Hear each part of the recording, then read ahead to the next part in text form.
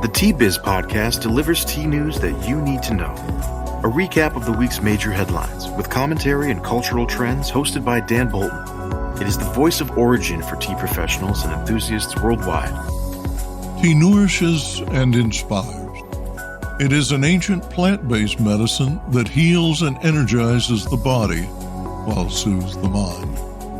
Transforming the leaf requires a fusion of artistry, craftsmanship, and commerce. The tea trade is fundamentally local, yet exerts a global influence, generating $260 billion in sales and employing millions.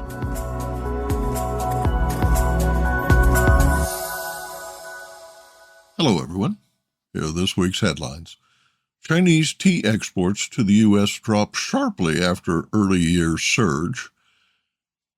There's a hidden cost for fertilization, how phosphorus is diminishing theanine in tea, and Jing tea inspires a Scotch Whiskies collaboration. Plus, the Northwest Tea Festival. The Northwest Tea Festival, held each year in Seattle's Center Exhibition Hall, features tastings, workshops, and lectures. It brings together tea enthusiasts of all skill levels to discover global traditions and modern innovations. Visitors enjoy interactive experiences, meet vendors, and deepen their appreciation for the culture, artistry, and community of tea in a friendly and engaging setting. Festival coordinator Andrew Goodman previews the activities at this year's event, scheduled for September 27 and 28.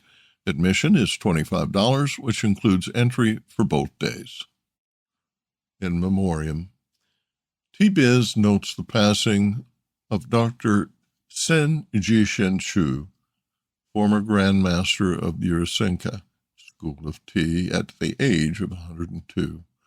A peace champion through the way of tea, his legacy includes 165 Japan-based chapters and 93 NEWSMAKER associations in 38 countries.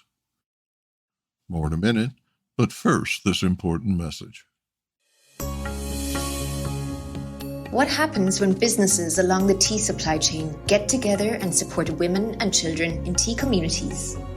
The Mother and Child-Friendly Seal for Responsible Business is creating long-term positive impacts, making your cup of Ceylon tea all the sweeter. Learn more at srilanka-motherandchildseal.org.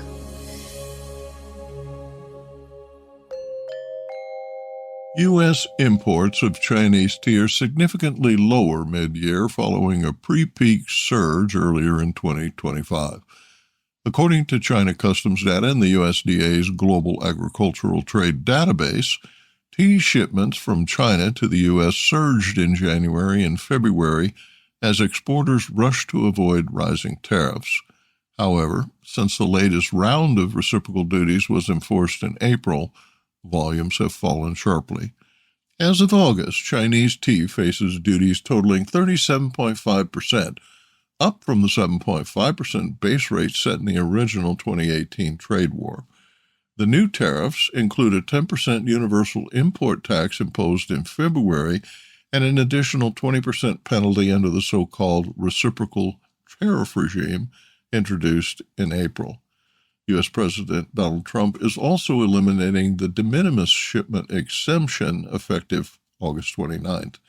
The duty-free $800 exemption per person per day was popular with specialty tea suppliers exporting to the U.S. Several brokers and importers, including First Tea USA, confirmed that many spring shipments were rerouted or delayed due to higher costs and risks. According to the China Tea Marketing Association, the volume of green and jasmine teas exported to the U.S. declined nearly 35% year-over-year through June, while black tea exports remained relatively stable, partly due to higher value-added formats and some forward contracts. Overall, the market has shrunk. In response to high U.S. tariffs, Chinese tea suppliers are rerouting shipments to alternative markets. Southeast Asia, especially Malaysia, Indonesia, and Thailand, has increased its imports, benefiting from lower logistics costs and rising middle-class demand.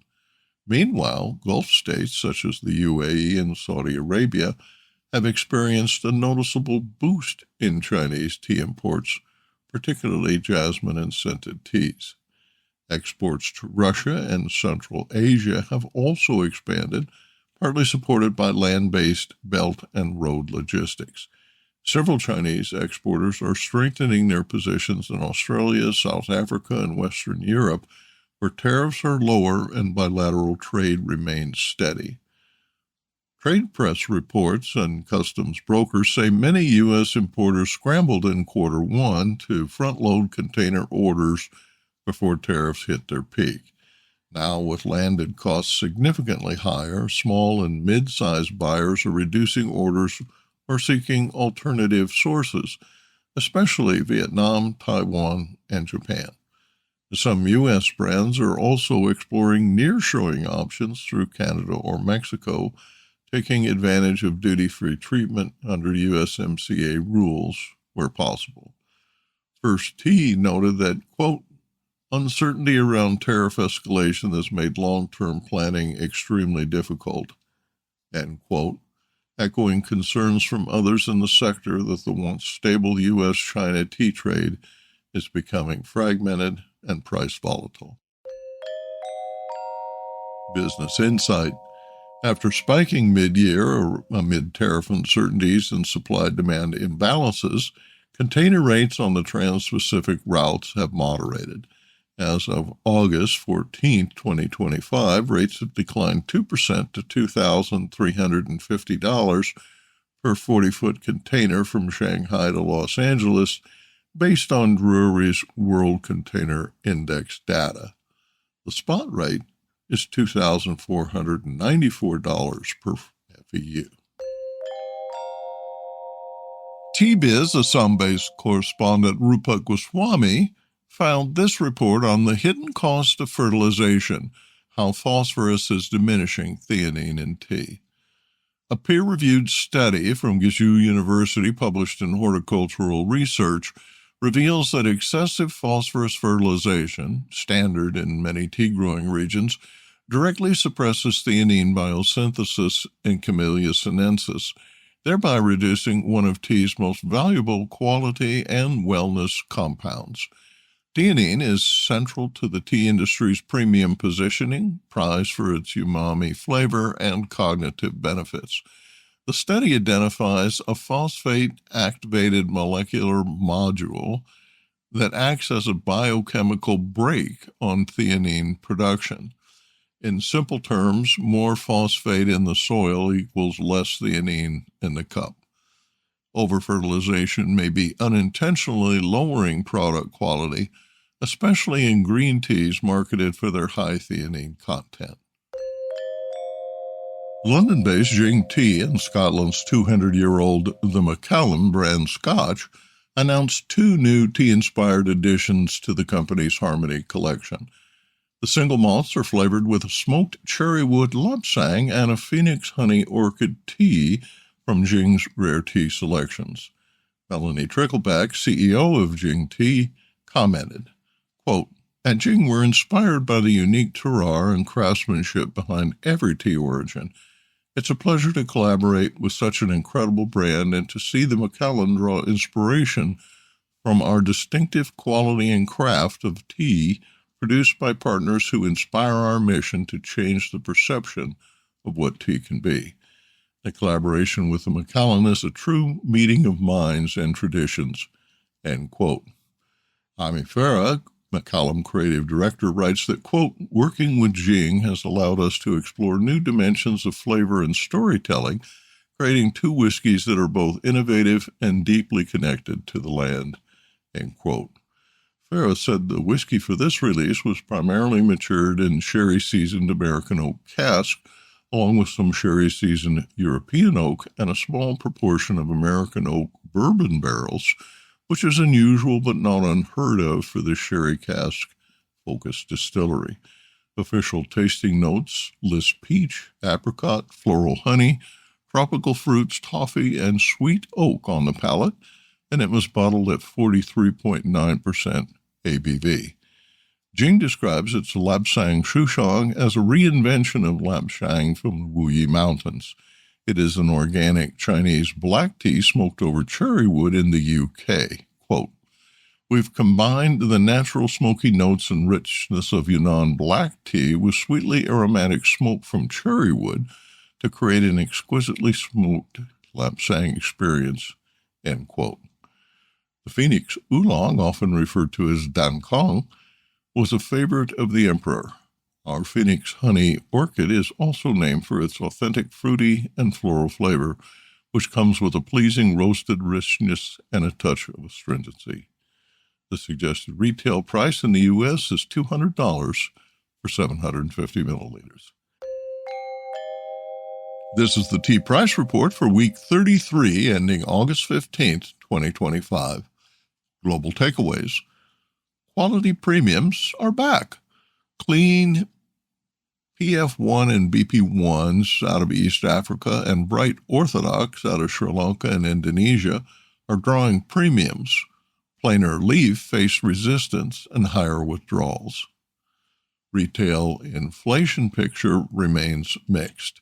India's historic CPI trough contrasts with modest tea coffee category firming in the UK and EU, as well as the US, keeping shelf tags sticky in those destinations. Volumes are high, buyers are choosy. Mombasa saw heavy offerings with greater than 40% withdrawals in an earlier August sale. Colombo's catalogs remain large, but low growns held firm. Costs and policy still matters. Sri Lanka's wage environment and logistics fuel dynamics continued to shape exporters' floor prices into quarter three. For a full written brief and occasional charts, visit www.teajourney.pub. And now, a word from this week's sponsor. Hello, I'm Bogdan, a passionate tea drinker and the inventor of the ultimate tea machine, the NEWSMAKER 1. Preparation is key to making fine tea. Sequential steepings deliver the best taste possible and unlock the true value of whole leaf teas and botanicals. Brew automates that process without using any pots or capsules. This simple-to-operate, smartphone-controlled device stores steeping profiles to consistently make great tea at the push of a button. Brew also reduces time, waste, and energy. That's because I engineered the brew to remember control settings for temperature, brewing time, and quantity. Using my patented process lets you stack steeps simply and conveniently. The Northwest Tea Festival, held each year in Seattle's Center Exhibition Hall, features tastings, workshops, and lectures. It brings together tea enthusiasts of all skill levels to discover global traditions and modern innovations. Visitors enjoy interactive experiences, meet vendors, and deepen their appreciation for the culture, artistry, and community of tea in a friendly and engaging setting. Festival coordinator Andrew Goodman previews the activities at this year's event, scheduled for September 27 and 28. Admission is $25, which includes entry for both days.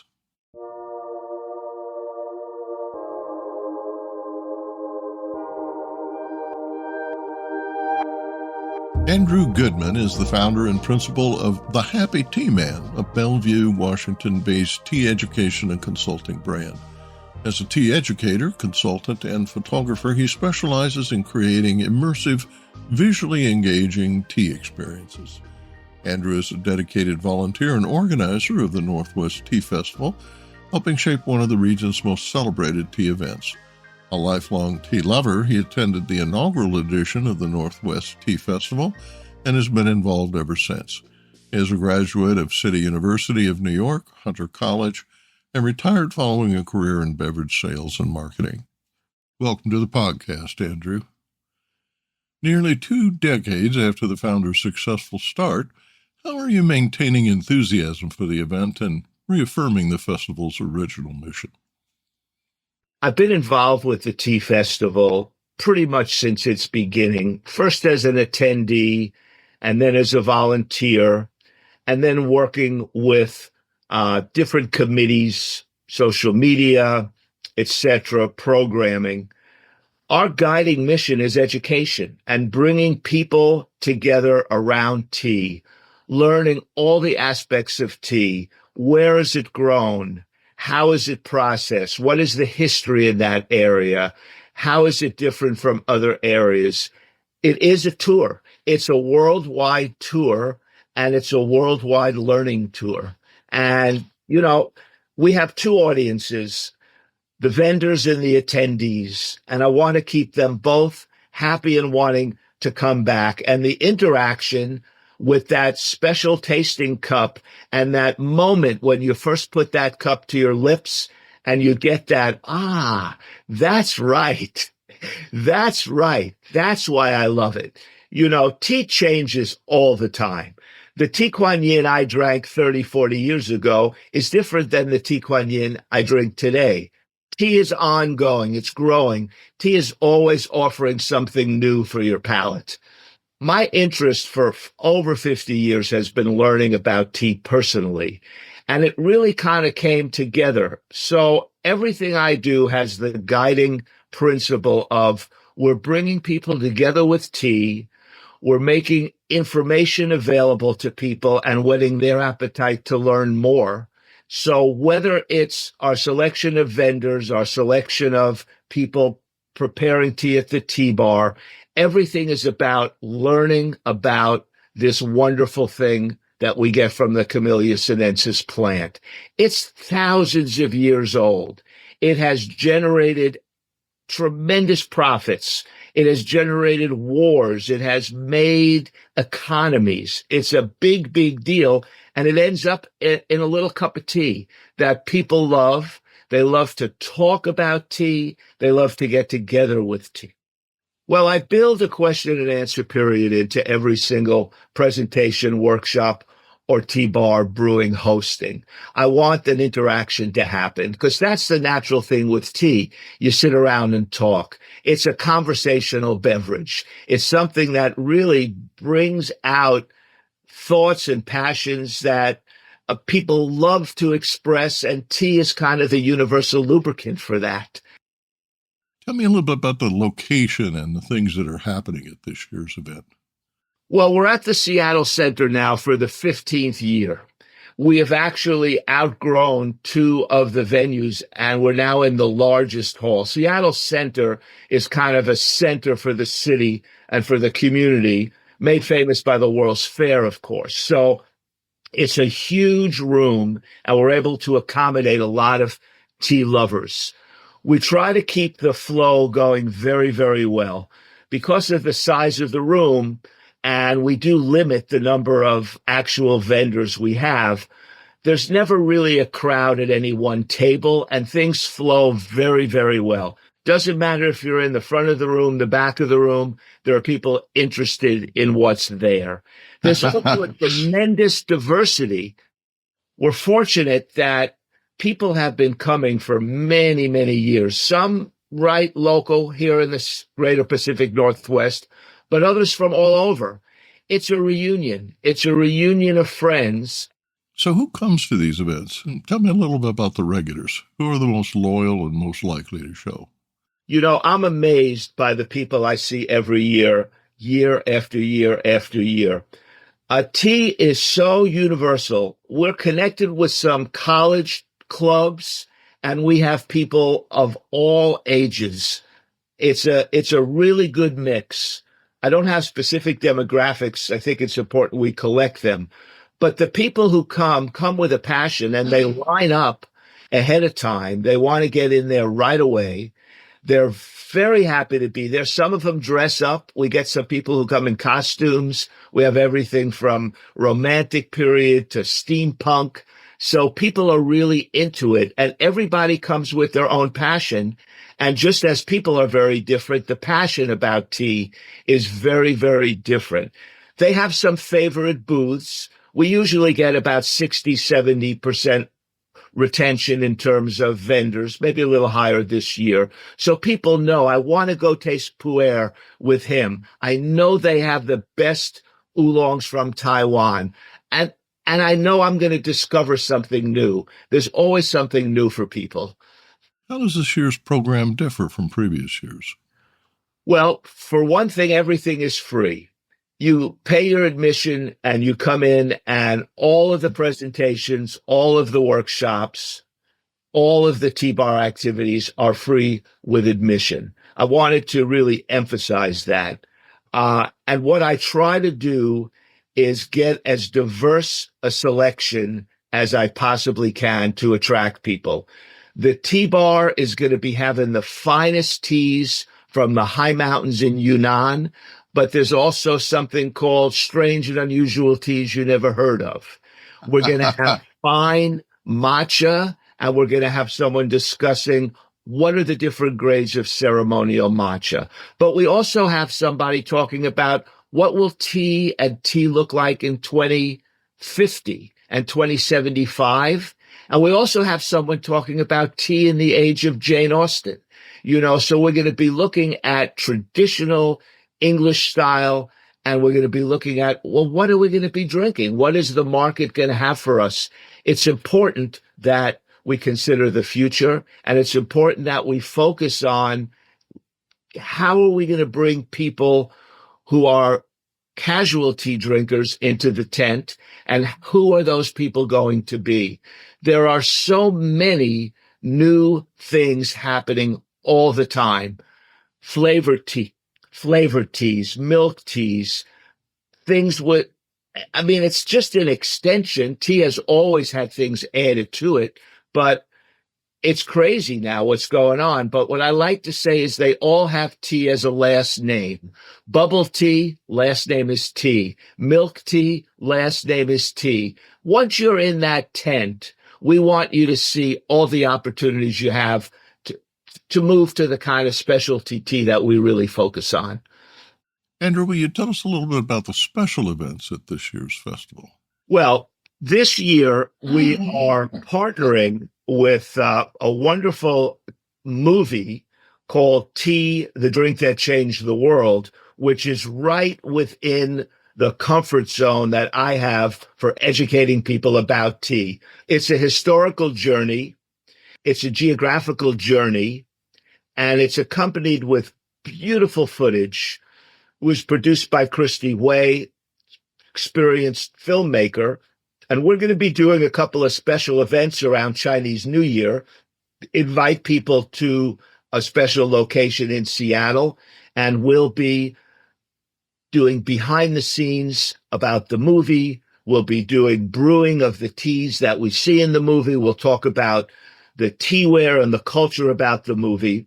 We're also going to be bringing back a program that we used to have, which was a year-long program where people would do small tea tastings. This goes back about 10 years. We're going online. There's a great community on Zoom and other platforms like that, which meet with some regularity to discuss tea. And the plan is to make this into an ongoing educational endeavor. People from all over the world have shown an interest, from England, from China, from other parts of Europe, certainly the United States. And what we want to bring is a monthly visit to some expert in some area of Camellia sinensis tea, growing, processing, spreading the word. So we want to have a year-long, not just a festival. We want to have a year-long opportunity, and we're working on that. When the festival ends, a lot of that energy will go toward that. Have a couple of people that maybe we'll kick it off with. Stay tuned for more words. But I think this will make it kind of a year-long thing. And I'll tell you something. I'm going to partner with our local tea festivals. I'm in contact with Portland. I'm in contact with Chicago. I'm in contact with San Francisco. And maybe there'll be some synergy here where we can work together to bring this new educational opportunity to as many people as we can reach. I'm excited about that. They just started a new festival called the Northeast Tea Festival in Boston. And I was privileged to be part of the Paris Tea Festival 4 weeks ago in Paris. And when Prague held their tea festival, the lines went around the block. It took half the day to get everybody in to enjoy the festivities. So it's a very good thing for tea to see folks get together and sample new styles of tea and meet the people who are involved in making the tea and marketing the tea. Tell me a little bit more about the tea bar. Well, the tea bar, a special area at the tea festival for informal 15 to 1 hour sessions where people can get off their feet and sit for a very focused tasting. The tea bar was created by the wonderful Wycombe Tea Association. Laurie and Charles Dawson pioneered it. So we have some passionate people who are going to be hosting, and we have a very special event, which is called the Tea Pet Party. People are invited to bring their own tea pet, little clay figurines that we like to put on our tea table and bathe with tea. Well, the Tea Pet Party invites people to bring their own tea pets, or we have tea pets there too, and people will talk about tea, talk about all the accoutrements, all the beautiful things that go on a tea table, and how a tea pet can become very important. I'm excited about that. There was no limit. We put out word to people from the festival, people I knew, would you like to do a 45-minute hosting session? And we got a pretty good selection of people, young and old. And I invited them to bring whatever tea they wanted to discuss, or I would be happy to make the IT world or my teas available for them. So the diversity there is pretty strong. We encourage people to talk about what they're passionate about. I didn't assign, you do this, you do that, you do that. If you have an interest and you have a passion, that's what I want to give you a place to be able to discuss it and explore it with people. So that's a nice more. That's a nice ending there. We'll just leave it right at that. Sure. Explore with people. Now, is there anything that I've missed here that you want to emphasize? Well, here's what I want to talk about. Sure. The Tea Festival for 18 years, this is the 15th anniversary, but of course we were dark for 3 years for COVID. It's always been a volunteer organization. Right now, we have 12 people who are year-long volunteers, each with a specialty: ticketing, graphic art, facilities, you name it. And each of those people has been working for a while in that specific area that's part of the Tea Festival. That's how we get the 100 to 120 people who come to the festival for 2 days, give their time to help everything from ticket sales to vendors. Those volunteers are very important. And we encourage you, if you wish, to jump on our website.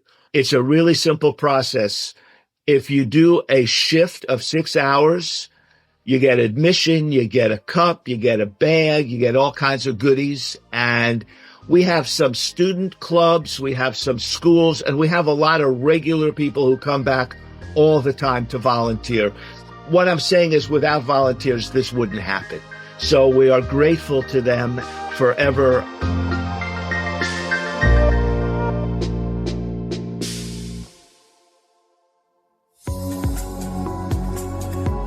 Intrigued by what you heard in today's podcast? Would you like to learn more from our global network of Tea Biz journalists and tea experts? Remember to visit the Tea Biz website for more comprehensive coverage. That's www.t-biz.com.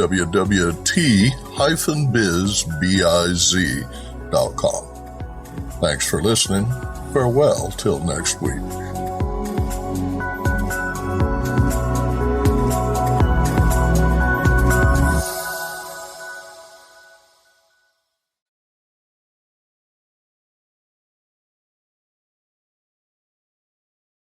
Produced by Adavita Studios. Connect your voice to the world.